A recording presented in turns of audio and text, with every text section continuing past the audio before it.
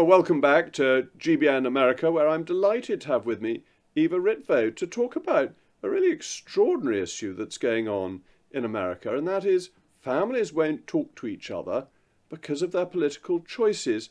Eva, what's going on? Surely it's natural in a democracy for people to disagree about politics but still be able to be civil to each other and remain in communication with family members. Well, this is a very unusual time in America, as you know, and we're just on the heels of a historic election.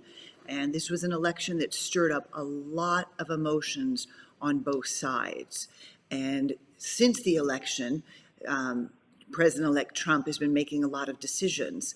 So people's emotions have not settled down, and people on both sides are either very excited or very anxious, and some of the issues are quite concerning to many people, and it is spilling into many relationships here in the United States at this moment. But didn't Joe Biden and Donald Trump actually show the way when they had a perfectly cordial meeting at the White House? I've been a member of Parliament and always found it was perfectly possible to get on with one's political opponents. You could be attacking them in the chamber of the House of Commons one minute, and the next minute you could be having a friendly cup of tea with them. That's how democratic politics is meant to work.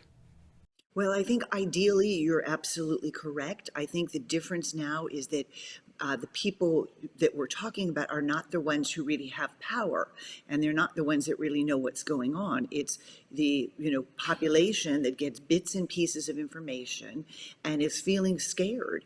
And there are populations in the United States that are feeling segregated out and picked on. So emotions are quite high with them. We have, two wars that are raising anxiety. And so it is difficult for people to put aside these differences at this moment and come together. We do hope that, we still have another week before the holiday, and we hope that, emotions can settle down a little bit and family members can come together and still enjoy one another for the holidays. Ideally, as you say, people with differing points of view can come together and discuss their point of view, and that can be quite helpful because that can allay fears. When we're just in our own head, it's easy to get very, very anxious, very fearful, paranoid that people are out to get us. When we talk to other people, we realize they're decent people. They just happen to see the world in a different way. That can help to allay some of our fears. I remember back, I think it was all the way back in 2016 when I put a little sign up for Thanksgiving, please no politics discussion during Thanksgiving, just to sort of keep the peace.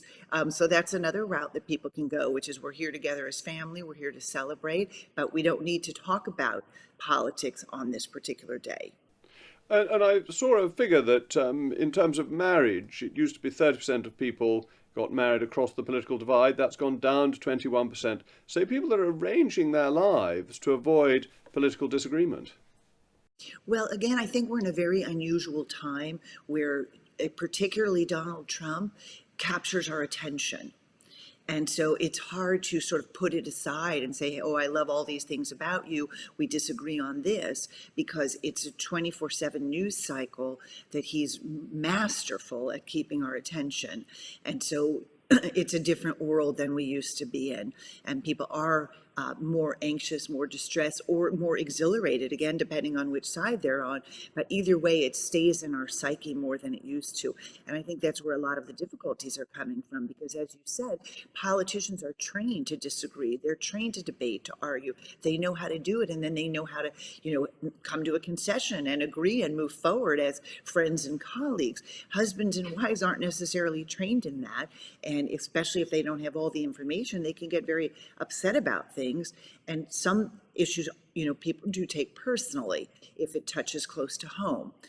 So I think there's many changes that are in our landscape right now, and we have to be sensitive that this is a difficult time. Many people are quite upset. They're not seeing it the way, you're talking about, hey, it was part of the job and it's all fun and let's go get a beer together. I don't think we're in that space right now here in America. But isn't it that society is just getting incorrigibly wet? And that if you went back to the 1950s, people just got on with things. And we've got too touchy-feely and emotional, and therefore people can't cope with disagreement. And they frankly need to grow up. Well, I think that's an oversimplification because in the 1950s, we knew very little, right? We sort of knew what was going on with our neighbors. We had some sense of what was going on politically in the world, but we would catch it on the news possibly once or twice a day. What's happening now is that we are exposed to this entire planet of people. We know what's going on all around the world. There's concerning things going on all around the world. There's no escape, right? Everyone's talking about it. And so I think it's very natural for emotions to be high. It's very difficult to turn that off and say, okay, well, my world is okay. So I think we're really caught in old hardware in our brain with a lot of new software giving us a lot of new information without having developed the skills to cope with it. But isn't it that in the 1950s, people took a more rugged attitude to life, the great American get up and go, and that from the 1960s, or seeping in from California across the west of the United States, people became more willing to display their emotions. And actually, this weakens a nation. It makes them unable to deal with problems, unable to converse with friends and family who have different views from them. And what we need is to go back to those more solid values that built America into a great country. Well, again, I think that's an oversimplification, and I personally don't agree. I think the world has changed radically, and we can't go back. What we need to do is to figure out how does one best cope in such an interconnected world, and how do we manage all this information that we're getting? And we also have more tools than we ever had. And so I think relying on a new set of tools rather than, as you're saying, just that sort of stiff upper lip and keep going forward. I That's think great. The is stiff upper lip, that's what we need. And I just wonder whether there was so little information in the 1950s, because you had much greater readership of newspapers. You had evening newspapers as well as morning ones, that people were in touch, but they weren't so willing to emote in public. And it just seems to me that people wearing their hearts on their sleeves weakens a nation. And the same's happening in the United Kingdom as well. And that people just need to get a grip and recognize that if somebody voted for Trump or for Biden or even for one of the independents, that's not a matter over which friendships or families should break down. It's simply a difference of opinion. Well, again, I think that things are very different than they used to be, and far more complicated. And people do know more than we used to know. We did know the headlines, but it's very different to read something than to visually see something and to viscerally experience what people are experiencing around the world.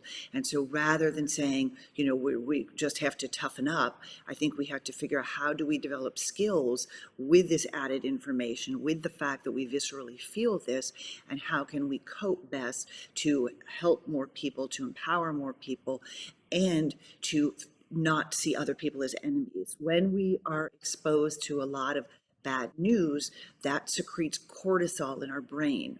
And cortisol is designed to make us fearful, to make us paranoid. So it's a natural consequence if you're watching the news all day long to become fearful. I think if people could understand that, then they could cope with it better rather than screaming at somebody